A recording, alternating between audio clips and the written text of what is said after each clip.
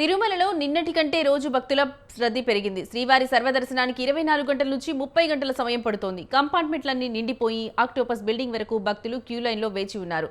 శనివారం 92,830 మంది వెంకటేశ్వరుని దర్శించుకున్నారు. స్వామివారికి 3,60,00,000 రూపాయల ఆదాయం వచ్చింది. 4.64 లక్షల లడ్డూలను విక్రయించినట్లు టీటీడీ తెలిపింది.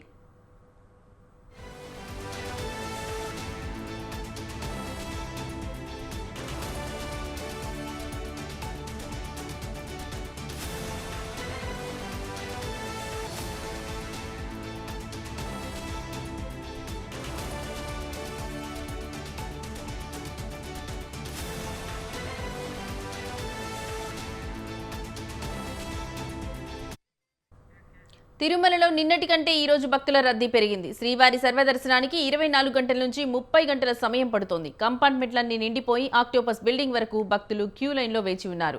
శనివారం 92,830 మంది వెంకటేశ్వరుని దర్శించుకున్నారు. స్వామివారికి 3,60,00,000 రూపాయల ఆదాయం వచ్చింది. 4.64 లక్షల లడ్డూలను విక్రయించినట్లు టీటీడీ తెలిపింది.